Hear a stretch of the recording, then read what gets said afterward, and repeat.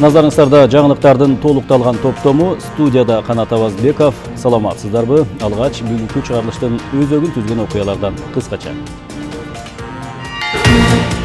Айыл чарбасы, саламаттыкты сактоо, маданият, спорт жана бизнес чөйрөсүндөгү кызматташтык. Президент Садыр Жапаровдун Түркияга болгон расмий иш сапарынын алкагында кол коюлган документтер жакынкы күндөрү ишке ашырыла баштайт.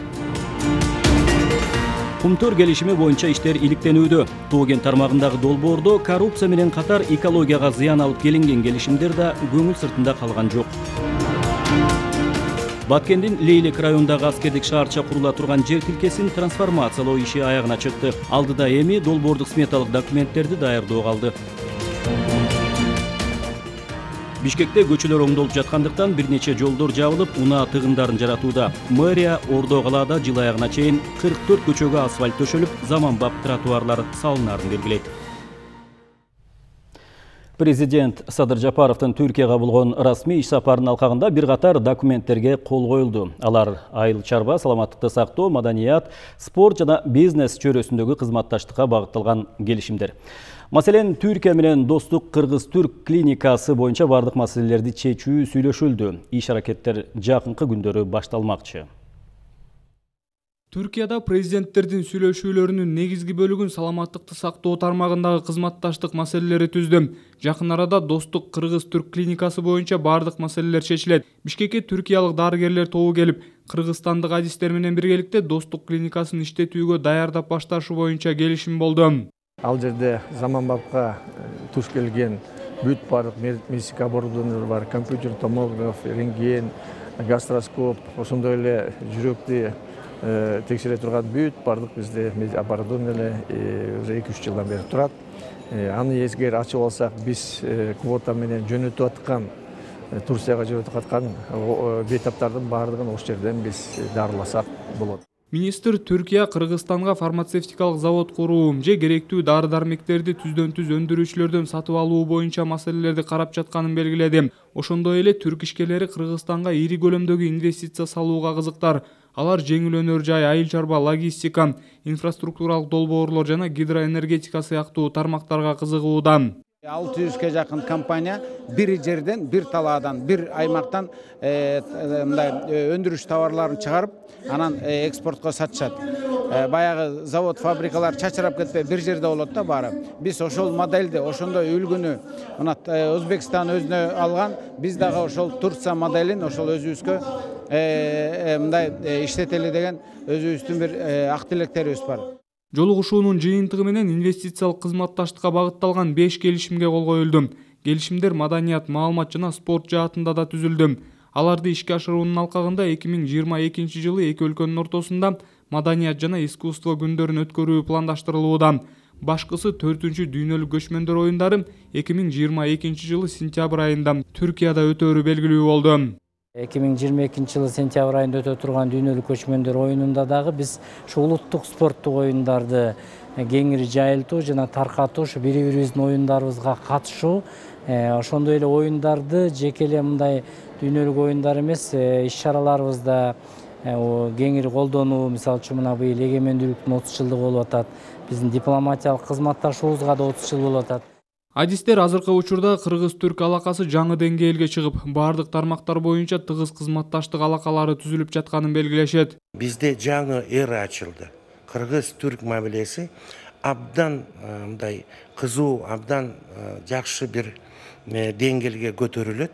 Бүт тармак боюнча абдан баягы биринчи орунга чыгат деп ойлойм. Өлкө башчысынын Түркияга болгон расмий иш сапары бүгүн жыйынтыкталды. Анда Садыр Жапаров Түркия президенти Режеп Тайип Эрдоган менен эки тараптуу сүйлөшүүлөрдү жүргүзүп, андан сырткары Түркиянын улуттук жыйынынын төрагасы Мустафа Шентоп менен жолугушту. Кыргыз-түрк ишкерлер форумуна катышып, Түркияда жашап иштеп жаткан мекендештер менен да жолугушуп, мигранттардын көйгөй жараткан маселеси баштан аяк талкууланды. Самат Асипов, Руслан Сабатаров, Ала Тоо 24. Президент Садыр Жапаровдун Түркия Республикасына жасаган расмий иш сапарынын алкагында ар кандай тармактарда кыргыз-түрк эки тараптуу кызматташтыгын бекемдөөгө жана өнүктүрүүгө багытталган бир катар документтерге кол коюлду. Алардын катарында Кыргызстандын министрлери кабинети менен Түркия Республикасынын өкмөтүнүн ортосунда автордук укук жана чектеш укуктар жаатында өз ара түшүнүшүү жөнүндө меморандуму да бар. Теманы Амантур Төрөбаев улантат. Кыргызстандын министрлер кабинети менен Түркия өкмөтүнүн ортосундагы автордук укук жана чектеш укуктар жаатында өз ара түшүнүшүү жөнүндө меморандуму бул тармакта эки мамлекеттин кызматташуусун бир топ кеңейтет. Kültür ve Turizm Bakanı Эми аталган документке ылайык Кыргызстан менен Түркиянын тийиштүү мамлекеттик органдарынын ортосунда 5 жыл ичинде программалар жана кошумча макулдашуулар иштелип чыгат. Интеллектуалдык менчикти коргоо боюнча бир топ бирдиктүү иштер жүргүзүлөт. Самое главное, меморандум несет о том, что Эң башкысы бул меморандумда ар бир республиканын аймагында эки тарап тең автордук укукту коргоону камсыз кыла тургандыгы жөнүндө жазылган. Бул абдан маанилүү. Анткени бүгүнкү күндө көптөгөн мыйзам бузуулар болууда. Меморандум биздин өз ара байланышуу ыйгарым укуктарыбызды дагы кеңейтет. Биз бири-бирибиз менен түздөн-түз кызматташа алабыз. Бүгүнкү күндө кыргыз патенттин автордук укук жана чектеш укуктар жаатында ведомстволор аралык кошумча келишимдери бар. Ошондой эле Түркия Республикасынын автордук укуктары боюнча коомдору менен буга чейин биз ийгиликтүү кызматташтык. Эми меморандум аркасы менен дагы биздин кызматташтыкты бекемдеп, айрым маселелерди карап чыгуудагы кеңири мүмкүнчүлүк берет. Айтсак, интеллектуалдык менчик жана инновациялар мамлекеттик агенттиги авторлорду колдоп келишим түзгөндөргө сыйакы төлөп турат. Ошондой эле агенттик өнөр жай жаатында ойлоп тапкандар менен да иш алып барат. Ойлоп табууларды же бир чыгармаларды интеллектуалдык менчик укугунун объектиси болгон объектилерин каттоодон өткөрөт. Азыркы учурда Кыргыз патент акыркы 2 жылдан бери пандемияга байланыштуу биз ошол автордук укук интеллектуалдык менчик объектилерин электрондук каттоого өттүк. Меморандум автордук укукту коргоо жана товардык белгилерди жана интеллектуалдык менчик объектилерин каттоо, адистерди окутуу, тажрыйба алмашуу жана ушул багытта иш-чараларды иштеп чыгуу жаатында кызматташууну кеңейтүүгө мүмкүндүк берет. Амантур Төрөбаев, Алмаз Нурманбетов, Ала Тоо 24. Тышкы иштер министри Руслан Казакбаев Түркиянын ички иштер министри Сулейман Сойлу менен жолугушту. Анда Түркияда жашаган кыргыз жарандарынын укуктарын коргоого байланыштуу маселелерди көтөрдү. Түрк тарап Кыргызстандын укук коргоо органдарынын дараметин жогорулатууга жардам көрсөтүүгө даяр экенин Сулейман Сойлу билдирди. Ал Түркияда дарылануу, окуу, туризм максатында келген кыргыз жарандарынын документтерин тариздөөгө, узартууга байланыштуу маселелерди чечүүдө ар тараптуу жардам көрсөтө тургандыгына ишендирди. Эмгек ишмердүүлүгүн жүргүзүүгө, убактылуу жашап турууга уруксат берүүчү документтерди берүү мөөнөтүн кыскартуу маселесин кайра карап чыгууга макул болду деп айтылат маалыматта. Ошондой эле Сулейман Сойлу түрк тарап Түркиянын аймагына кирүүсүнө тыюу салынган Кыргызстандын жарандарын кара тизмеден чыгаруу маселесин кароого даяр экендигин белгиледи. Министрлер кабинетинин төрагасы Улукбек Марипов Баткен облусунун чек арадагы айылдарын калыбына келтирүү жана өнүктүрүү боюнча мамлекеттик комиссиянын кеңешмесин өткөрдү. Бул тууралуу министрлер кабинетинин басма сөз кызматынан кабарлашты. Кеңешменин жүрүшүндө Баткен облусунда 2021 жылдын 28-30 апрелинде Кыргыз-Тажик мамлекеттик чек ара тилкесинде орун алган окуялардын натыйжасында жабыркаган чектеш айылдарды өнүктүрүү жана калыбына келтирүүгө тийиштүү маселелер каралды. Талкаланган турак жайларды, чек ара тозотторун, социалдык жана башка объектилерди ыкчам калыбына келтирүү боюнча иш активдүү жүрүүдө. Республикалык бюджеттен каражат бөлүнгөн, мамлекеттик жана жергиликтүү бийлик органдары курулуш иштеринин жүрүшүн көзөмөлгө алсын. Кабинетте олтура бербестен жерлерге чыгып оңдоо калыбына келтирүү иштеринин жүрүшүн көзөмөлгө алыңыздар, деди Улукбек Марипов. Баткендин Лейлек районундагы аскердик шаарча курула турган жер тилкесин трансформациялоо боюнча иштер аягына чыкты. Болочоктогу шаарчанын укуктук тартипке келтирилген документтери Коргоо министрлигине өткөрүлүп берилди. Эми алдыда долбоордук сметалык документтерди даярдоо иштери турат. Айта кетсек, Кыргыз-Тажик чек арасындагы окуядан кийин президент Садыр Жапаров Лейлек районуна барган кезде аскердик шаарчанын пайдаланууна капсула салган. Теманы кабарчыбыз Айжан Омолдошов улантат. Лейлек районунун Маргун айылы Кыргыз-Тажик чек арасында жайгашкан айылдардан 20 чакырымдай алыс турат. Бул айылдагы буга чейин айыл чарба багытында пайдаланылып келген мамлекетке караштуу делген 60 гектардан ашуун жер тилкесине эми заманбап аскердик шаарча түшөт. Аскердик шаарчанын пайдаланууна капсула салынып, бирок курулуш иштерине зарыл болгон документтер бүт электигине байланыштуу шаарчаны куруу иштери токтоп турган. Барыңыздарга эле белгилүү, ар бир курулуштун өзүнчө талабы бар. Onu трансформация болуш керек биринчи жер. Андан кийин трансформациядан кийин ошо курулуш документтери бар. Курулушка тиешелүү документтер министрликтерден бүттү. Кудай буйрса 2 күнүн ичинде башталат. Бүгүнкү күндө аскердик шаарчанын курулушуна чейинки жер тилкесин трансформациялоо боюнча иштери толук аяктап, укуктук тартипке келтирилген документтери алынды.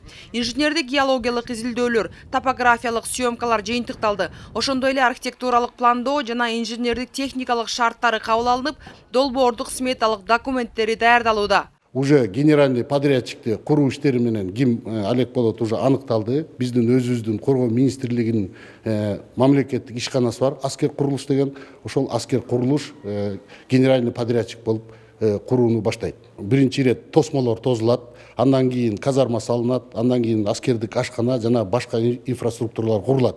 Команда бергенден кийин Аскер шаарчанын курулушуна республикалык бюджеттен зарыл каражаттар бөлүндү. Шаарчада бардык заманбап шарттар түзүлүп, окуу класстары, жатакана, медициналык пункт, ок атуучу жай жана кызмат имараттары курулат. Курулуш иштерин кийинки жылдын 1-жарымына чейин толук бүткөрүү пландалууда. Мамлекеттин ошо чек ара коопсуздугун, улуттук коопсуздугун кылууга аябагандай чоң салым болот да. Ошол жерде турган биринчиден жергиликтүү элге поддержка болот. Ошол эле маалда чек арачылардын чегаранын кайтарууга аябагандай чоң жардамы тийип, тынчтыкты кармап турган аскер өлкөлөрдүн бири болот деп мен эсептейм. Бул чечим эң туура чечим, өзүнүн убагында болгон чечим деп эсептейм. Айта кетсек, Баткен облусунун Лейлек районунун аймагындагы аскердик шаарчанын курулушу өлкөнүн чек арага чектеш өзүнчө аймагындагы аскердик коопсуздукту камсыздоо боюнча чечимдин алкагында ишке ашууда. Айжан Омолдошова, Нургазы Жайнаков, Бекжан Токтосунов, Алатоо 24. Тиешелүү мамлекеттик органдар Кумтөр келишимдериндеги мыйзам бузууларды иликтөөнү улантууда. Тоген тармагындагы бул долбоор акыркы 30 жылда коррупциялык келишимдерден сырткары экологияга да олуттуу зыян алып келген. Азыркы учурда козголгон кылмыш ишинин алкагында бир катар атка минерлер камалып, калгандары кезеги менен суракка чакыртылууда. Теманы кабарчыбыз Самат Асипов улантат. Кумтөр алтын кенин иштетүү менен Кыргызстан өлкө экономикасын көтөрүп, калктын социалдык экономикалык абалын жакшыртууну көздөгөн. 92-жылдары түзүлгөн алгачкы келишимдерде биздин өлкөнүн үлүшү басымдуулук кылып, ал эми кендеги алтындын кору 700 тоннадан ашык деп изилденген. Бирок тескерисинче Кумтөрдөгү Кыргызстандын үлүшү жыл санап төмөндөп, келишимдердин бардыгы коррупциялык жол менен түзүлүп келгени анык болду. Ошондо айтып чыгышкан эмес да. Эмне үчүн биз ошо уламдан улам азайтып отуруп, аягында Кыргызстандын үлүшү жана 16-20% тегерени түшүп калды. Бул эмне үчүн деп бир сөз ошо айтып чыкпаган, ошо атка минерлердин күнөөсү, ал мындай соттук далилдөөсү жок эле, элдин эле пикиринен билинип атпайбы. Буга катар экологияга келген зыяндын көлөмү ополтоодой. Азыркы учурда тергөө 2017-жылы суу кодексине киргизилген өзгөртүүлөр боюнча иликтөө жүргүзүп жатат. Бул документ аркылуу Лысый жана Давыдов мөңгүлөрүн бузуп, алтын казууга уруксат берилген. Бул иш боюнча күн мурун аскер прокуратурасына мурдагы депутат Наталья Никитенко жана экс-вице-премьер-министр Эльвира Сурабалдиева сурак беришти. Бирок эки депутат убагында кодекске киргизилген өзгөртүүлөргө каршы добуш беришкени айтылууда. Канада менен соттошуп, анан канча миллиардтыга мынакей азыр 5 миллиард, 10 миллиард деген сөздөр бар. Экологияныкы налогду кошкондо 5 миллиард дейт. Ошол экини утуп алсак, анда бул дагы бизге жөлөк болот. Бирок ал акча жана мөңгүлөрдү кайта карууна келтирүү, ошо жаңы технология менен ошо биздин азыркы жанагы сырттан башка киргизген кесипкөйлөр ошонун колунан келеби, келбей, бул өзүнчө суроо. Адистер Кумтөр келишимдериндеги коррупция боюнча дагы көптөгөн чиновниктер суракка чакырылышы мүмкүн дешет. 30 жылдын башатында ким бийликке келсе, ошолордун кимдин күнөөлүү экенин, кол койгон же болбосо бир ошондой бир багытты көрсөткөн же коррупцияга мына тиешеси болгон кишилердин баарын тең эле сурап чыгып, эгерде күнөөсү болсо аларды тиешелүү жасасын бериш керек сөзсүз түрдө. Бул жөн эле болбойт да, бир кишинин колунан келбейт, туурабы? Бизинде көптөгөн ошол чиновниктердин таасири бар деп эсептейм мен. Эске салсак, Улуттук коопсуздук комитети буга чейин Кумтөрдөгү коррупцияга тиешеси бар деген айып менен депутаттар Төрөбай Зулпукаров жана Асылбек Жээнбековду, экс-депутаттар Исхак Пирматов менен Талантбек Узакбаевду, экс-вице-премьер-министр Алмазбек Батырбековду жана президенттик аппараттын мурдагы жетекчиси Данияр Нарымбаевди камакка алган. Тергөө жана иликтөө иштери уланууда. Самат Асипов, Руслан Сабатаров, Ала Тоо 24. УКМК тарабынан бажы системасындагы коррупция иштерине байланыштуу кылмыштарды аныктоо, алдын алуу жана бөгөт коюу боюнча жүргүзүлүп жаткан иштердин жүрүшүндө мыйзамсыз байуу фактысы боюнча мамлекеттик бажы кызматынын Түштүк Батыш бажысынын башчысы Айтмаматов колго түштү. Чогултулган материалдардын негизинде кылмыш жаза кодексинин 323 беренесинде каралган кылмыш белгилери боюнча сотко чейинки өндүрүш башталды. Айтмаматов кызматтык абалынан пайдаланып, Түштүк Батыш бажысындагы товарларды туура эмес декларациялоо үчүн коррупциялык схемаларды, товарлардын жалган транзитин уюштуруп, ири көлөмдө көмүскө киреше алып турган. Колго түшүрүлгөн жетекчи мыйзамсыз тапкан кирешесине көп сандаган кыймылдуу жана кыймылсыз мүлктөрдү алган. Атап айтканда, бул жол менен 4,5 миллион АКШ долларына бааланган 30дан ашык кымбат баалуу батирлер, 1 миллион АКШ долларына бааланган 10дон ашык унаа каражаттарын мыйзамдаштырган. Ошол эле учурда көмүскө кирешенин бир бөлүгүн курулуш компаниясы аркылуу мыйзамдаштырып, бирок негизги акциялары Айтмаматовго таандык болгон. 10 июнда Айтмаматов жазык процесстик кодексинин 98 беренесинин негизинде кармалып УКМКнын убактылуу кармоочу жайына киргизилди. Тергөө иштери жүрүп жатат.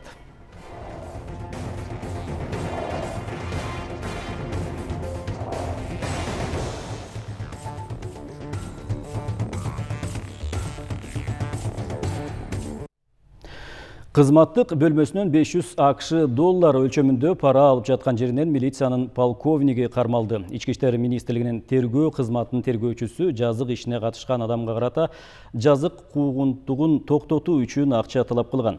Кармалган кызматкер жазык процесстик кодексинин 98 беренесинин негизинде убактылуу кармоочу жайына киргизилди.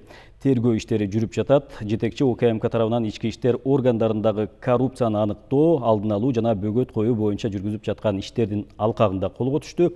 Тергөө уланууда. Москва шаарынын Хамовнический райондук соту кыргызстандык Махпурат Эмилбаевага карата чечим чыгарды. Ал полиция кызматкерлеринин мыйзамдуу аракеттерине баш ийбеген деп айыпталууда. Иштин чоо жайын кесиптешибиз Мирбек Молдакунов айтып берет. Мекендешибиз Махпурат Эмилбаеванын иши боюнча сот жараяны 4 сааттан ашык убакытка созулду. Ага милиция кызматкерлеринин мыйзамдуу аракеттерине баш ийбөө беренеси боюнча айып тагылган. Подзащитные наши, несмотря на полное отсутствие материала дела, каких бы то ни было доказательств. Жетиштүү далил жок болсо деле, Махпуратты 3 суткага камоо чечими чыкты. Буга биз макул эмеспиз. Бул иш Кыргызстандын Орусиядагы элчилигинин көзөмөлүндө. Дипломатиялык өкүлчүлүктүн юристтери Москванын Хамовники райондук сотунун чечимин жокко чыгаруу боюнча иш башталарын айтышууда. Соттук отурум азыр мына бүтүп атат. Кечки саат 10га чейин чозулду. Соттун чечимин биз алдыңкысын уктук, бирок чечимин колго ала элекпиз кагаз түрүндө. 3 суткага административдик нарушение деп соттун чечими чыгыптыр деп угуп атабыз. Эми биз ошо мыйзам чегинде ушул чечимдин үстүнөн кайрадан каралуусуна талап кылабыз. Ушул бардыгы мыйзам чегинде болот. Жокко чыгаруу боюнча. Пойдемте.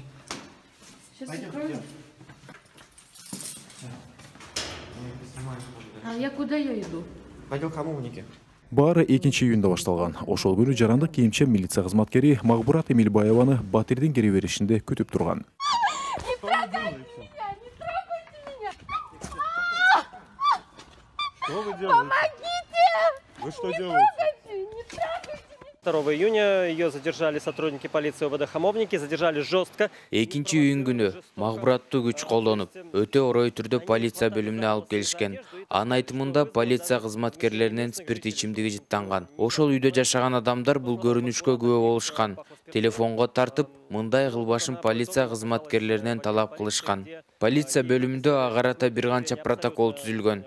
Анын бири каттоодо турган, дареги боюнча жашабайт деген. Хамовники районунун полиция кызматкерлери аны кармап келишип, бөлүмдө бир нече саат кармашкан. Документтери жайында экенине карабай, майда бейбаштык жана Россияда жүрүү эрежелерин бузгандыгы үчүн деп айып пул төлөөгө аргасыз кылышкан. Магбурат буга чыдабай тез жардам бөлүмүнө барган. Дарыгерлер башында, моюнунда көгөл ауыр деп кагаз жазып беришкен. Андан соң мекендешибиз мыйзамсыз кармоо, күч колдонуп кызмат абалынан кыянаттык менен пайдалануу, административдик иштин материалдарын бурмалоо фактылары боюнча тиешелүү органдарга арыз жазган.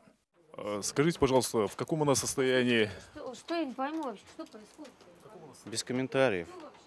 Окуянын уландысы 8 июнда болгон. Аны полиция кызматкерлери иштеген жеринен кармап кетишкен. Кызды унага отургузардан мурун ал укук коргоочуларга телефон чалганга үлгүргөн. Айта кетсем, сот чечимин жарыялагандан кийин Магбурат өзүн жаман сезип, ага тез жардам чакыртылды. Сот берген 3 күндүн 2-син ал отуруп койду. Ал эми 11 июнда саат 21:00 чыгарылышы керек. Андан ары адвокаттар жана укук коргоочулар Хамовники райондук сотунун чечимин жокко чыгаруу боюнча ишин башташат.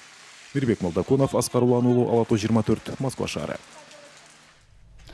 Өлкөдө шайлоону партиялык жана бир мандаттуу тандоо аркылуу өткөрүү тартиби боюнча коомдук талкуулар уланууда. Борбордук шайлоо комиссиясынын өкүлдөрү, жогорку кеңештин депутаттары жана эл аралык серепчилерден турган өкүлдөр шайлоочуларга ыңгайлуу жолду сунуштай турган ар тараптуу пикирлерди талдап жатышат. Ушул тапта коомчулуктагы сунуштарды эске алуу менен 90 депутаттын 55-и мажоритардык, 35-и бир мандаттуу жол аркылуу шайланса деген пикир талкууда. Темага кененирээк кабарчыбыз Айжан Омолдошова токтолот. Кандай болгон күндө дагы шайлоочуларга ыңгайлуу жолду тандоо боюнча иш алып барып жаткан жумушчу топтун курамында эл өкүлү Айнур Алтыбаева дагы бар. Акыркы 2 чакырылышта тең партиялык тизме менен депутаттык мандатка ээ болгон эл өкүлү азыр деле партиялык пропорционалдык шайлоо системасын жактайт. Тилекке каршы биздин Кыргызстаныбызда, биздин тарыхыбызда болгондо 3-чү жогорку кеңештин 3-чү чакырылышы так ошол одномандатный округтар менен формироваться эткен парламентте бир да депутат айым жок болчу. А жерде мындай округтардан капчыктуу жигиттер келип калган.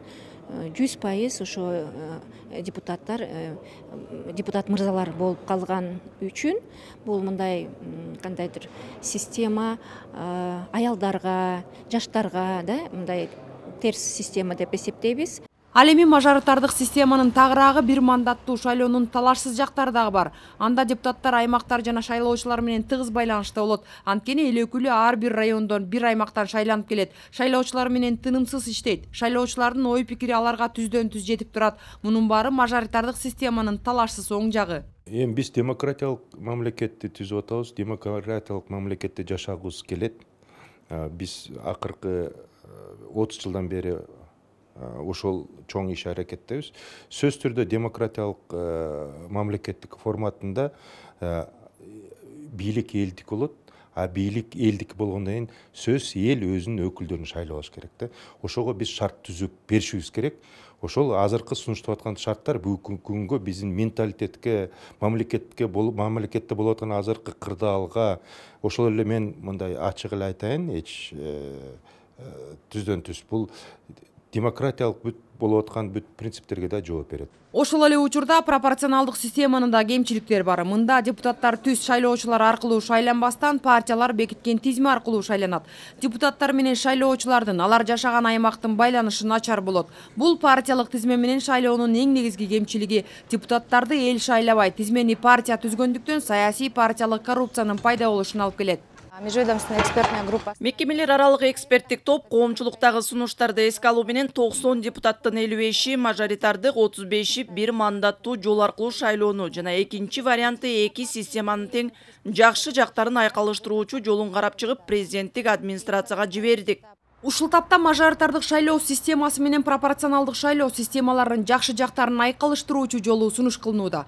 Бүгүнкү системага болгон эң чоң нааразычылык партиялык саясий коррупциянын болушу. Депутаттарды эл тандабай эле партия жетекчилери тандап, алар өзүнүн жакындарын же капчыктууларды тизменин алдыңкы сабына коюп, депутат кылып алып келип жатканы.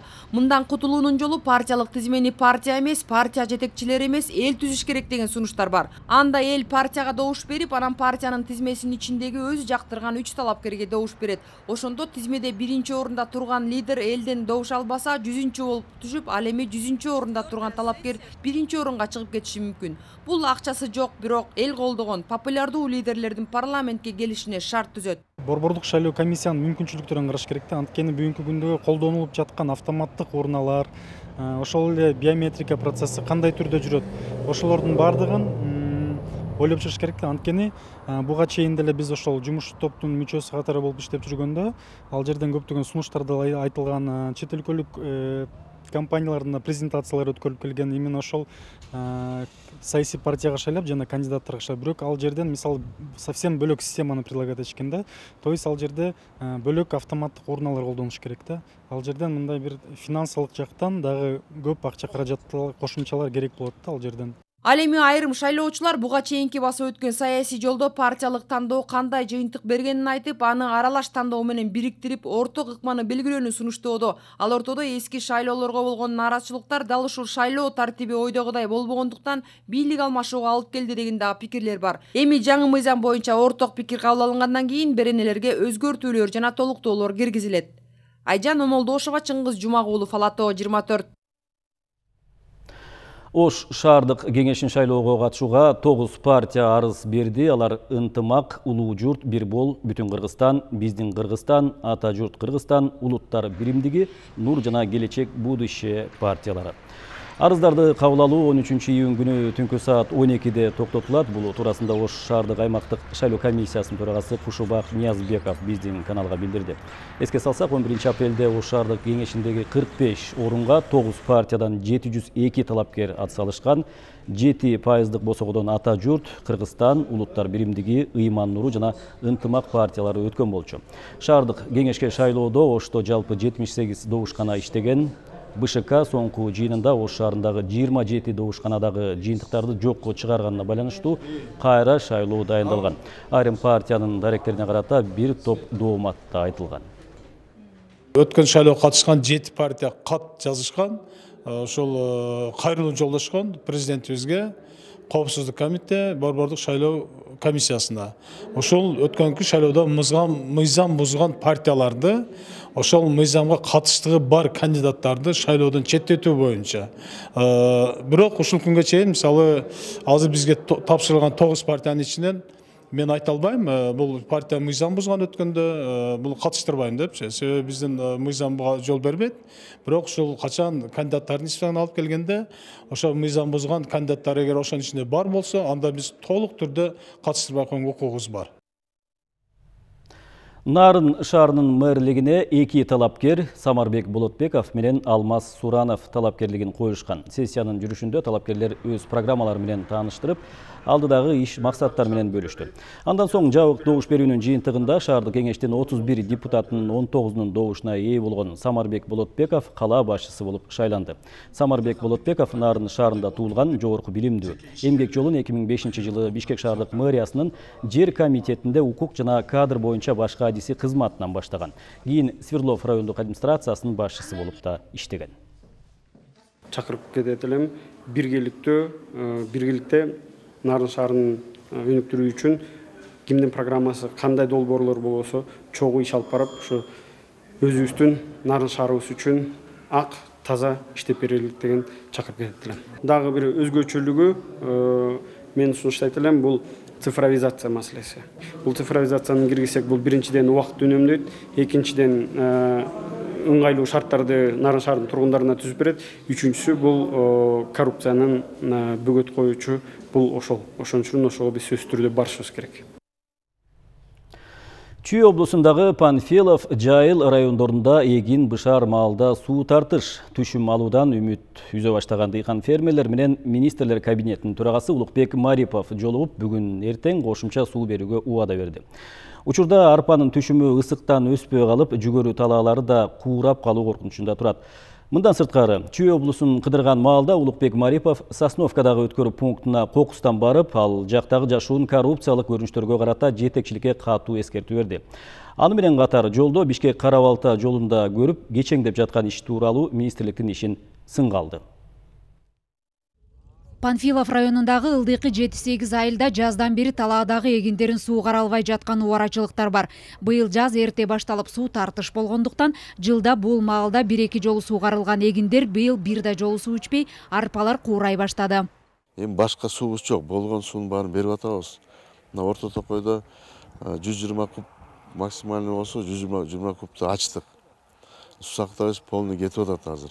Азыр мына кеминде кошулат, кеминде азыр бүгүнкү күнү 20 кубтан ашпай атат.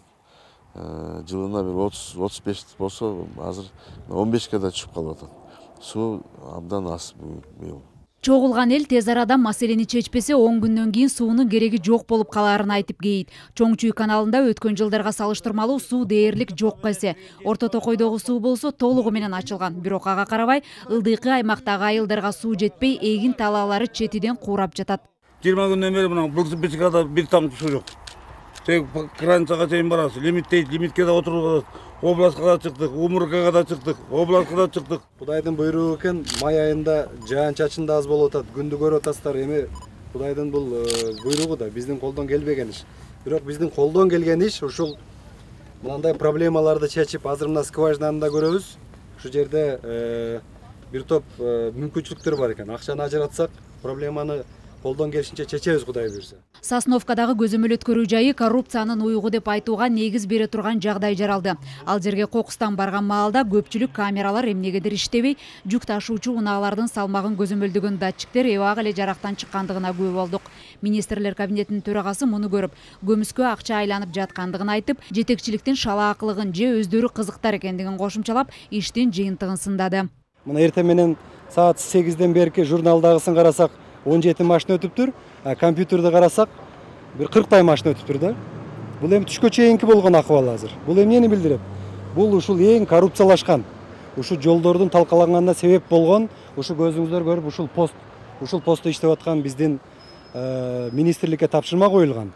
1-июнга чейин ушул биздин өкмөттүн 100 күндүк планында ушул жок дегенде бир ушул Сосновка ушул өткөрмө пункту биз автоматташтырганга жетишейлик деп. Бийлик тарабынан тапшырмалар берилгени менен иш жүзүнө келгенде жергиликтүү өкүлдөрдүн жоопкерчилиги көңүл жылытаарлык эмес. Ушундай эле кейиштүү абал Бишкек-Кара-Балта жолунда да бар. Эбак эле жолду колдонууга бериле турган болсо, азыркыга чейин курулушу уланып, унаалардын кыймылына жолтоо болуп, жергиликтүү тургундарга ашыкча түйшүк жаратууда. Пандемияга байланыштуу 4 айда иштебей калган подрядчик.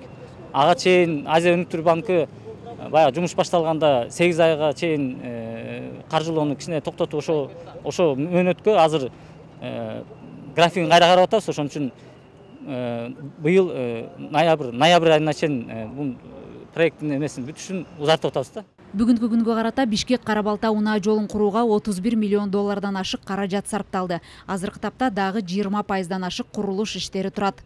2020 жыл эле курулуш иштери толук түрдө аяктап, толугу менен ишке кире турган Бишкек-Кара-Балта жолунун азыркыга чейин курулуш иштери уланууда.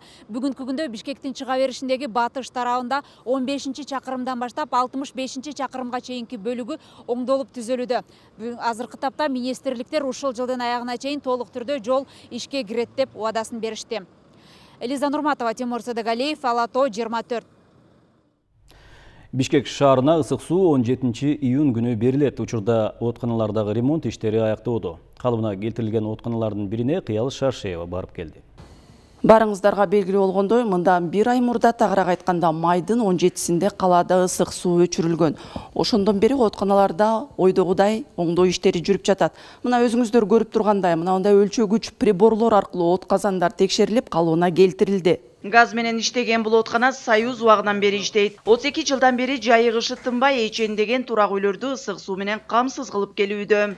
Биз бир ай токтотуп, ар бир котелдун ичин чечип, болгон ыш болгон башка өзүнчө обмуровкалар болот. Ошолор бузулуп калса обмуровкасын оңдойбуз. Канча давление менен газ келип атат, канча сандагы суу чыгып атат, температурасын баардыгын ушу шит приборлор көргөзүп турат. Анан тышкары булардын автоматикасы деп коет, мындай щит приборлор. Буларды ремонт кылышат. Котелдун өзүнүн ичин тазалоо бүткөндөн кийин аларды жаап ача турган запорный арматуралар бар. Адистердин айтымында кышы бою күн-түн тынбай иштеген шаймандардын бардыгы 1 айдын ичинде оңдолуп ыштары тазаланды. Кубаттуулугу 1 мегаваттка барабар от казандардагы газ менен суунун басымын көзөмөлдөөчү приборлорда мамлекеттик стандарттан текшертилип ордуларына коюлду. Учурда ысык суу берүүгө бардык тетиктер даяр. Жумуштун акырына чыгып калдык. Барын бүттүк буюрса, акыркы күн ысык суу бергенге даярбыз. Насостун баары даяр. Элдерге буюрса ысык суу 1 жылга, 2 жылга чейин беребиз, үзгүлтүксүз. Убактылуу 1 айга өчүрүлгөн ысык сууну жашоочулар чыдамсыздык менен күтүшүүдө. Совмин шаарчасынын тургундары да кечиктирилбей өз убагында берилет деген үмүттө. Ысык суу дайыма убагында берилет, эч качан сбой болгон жок. Былтыр деле аябай эле бир 10 күндүн ичинде эле берилип калды, себеби ремонттору бат эле бүттү. Это ошол биздин сантехниктер аябай жакшы иштейт деп ойлойм. Анан операторлор дагы жакшы иштейт, себеби биз чалып турабыз да. Быйыл деле ушул 17-июнда сууну беребиз дешип атат, күтүп атабыз. Ойлойбуз, что убагында эле бүт баары жакшы болот. Жай мезгили учурунда жалпысынан 14 откана иштейт. Газ менен суу жылытылат да керектөөчүлөргө суу түтүктөрү аркылуу жеткирилип берилет. Кыял Шаршеева, Алмаз Нурманбетов, Ала Тоо 24. Быйыл жыл аягына чейин Бишкекте жалпысынан 44 көчө оңдолуп чыгат. Учурда жолдорго асфальт төшөлүп, заманбап тротуарлар салынууда. Буга байланыштуу айрым көчөлөр унаа кыймылы үчүн убактылуу жабылып, жол тыгынын жаратууда. Бүгүнкү күндө Бишкектин 34 көчөсүндө оңдоо иштери жүрүп жатат. Бул өз кезегинде тыгындардын пайда болушуна алып келди. Айрыкча эртең менен түштө жана жумушка кайтуу маалында жаралган узун тыгындар айдоочулар, шаар тургундары үчүн ыңгайсыздык жаратты. Кыйналып эметип атабыз. Батыраак жасап, батыраак ачып койсо жакшы болмок. Вчера прям вообще невозможно было проехать. Очень долго ехала. Көчөлөрдүн баары эме болупчу азыр. Бирок бат-баттан жасаган аракет кылып атышат окшойт негизи. Всегда пробки по советской. Ну, в основном езжу по маленьким улицам. Сейчас уже сколько? 15 минут еду с Ахунбайки. Уже каждый день вот так, знаете. Пускай быстрее вот это надо. Уже 1-2 сааттан бери эле жүрөбүз пробкада. Азыр бул жерден Советский, Ахунбаевадан бери эле канча бир жарым сааттан көп убакытта келебиз. Азыр биз Байтик Батыр менен Карасаев көчөлөрүнүн кесилишинде турабыз. Өзүңүздөр көргөндөй бул көчөдө ремонт иштери жүрүп жатат. Ага ылайык жолдо мындай узун тыгындар 1 айдан бери байкалууда.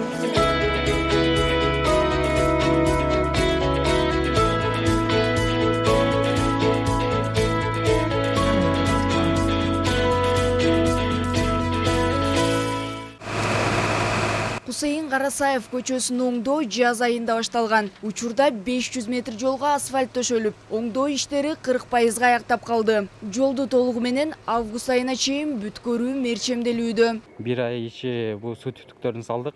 Суу түтүктөр азыр уже почти полностью бүттү. 1-2 күндүн ичинде азыр биринчи дробилкадан өткөн материалды салсак 500 метрге. Бир жуманын ичинде дагы асфальт басып калабыз 500 метрине. Ошондо где-то андан кийин лотоктор салабыз, лотоктор салып бүткөндөн кийин немелер калат? Тротуарлар.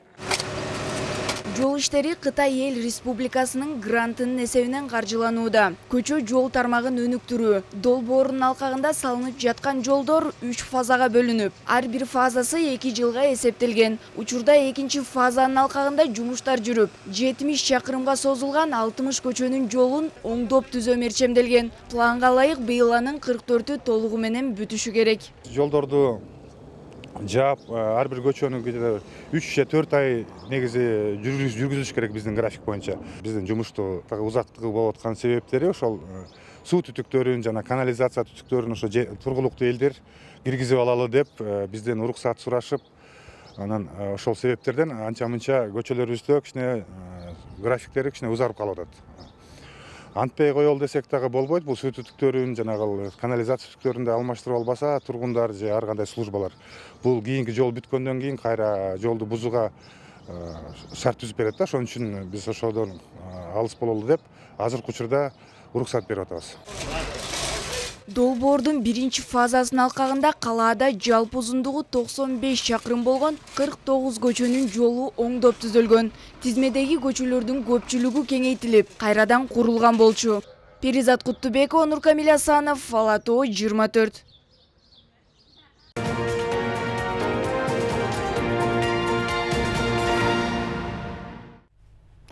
Министрлер кабинетінің төрағасы Улукбек Марипов Казань федералдық университетінің ректоры Ильшат Гафуров менен жолугушту. Тараптар Кыргызстанда аталган университеттин филиалын ачуу мүмкүнчүлүгүн талкуулап, маселенин ишке ашырылышына кызыктарлыгын билдирди. Казань университети өлкөнүн жогорку окуу жайлары менен 2+2 жана 3+1 биргелешкен билим берүү программаларын иштеп чыгуу боюнча активдүү ишти баштоого даяр. Улукбек Марипов билим берүү жана илим министрлигине Кыргызстан жана Татарстандын жогорку окуу жайлары ортосунда кызматташуу боюнча жол картасын даярдоону тапшырды. Белгилей кетсек, учурда Россиянын окуу жайларында 15.557 кыргыз жараны билим алууда, алардын 6.567-си бюджеттик негизде.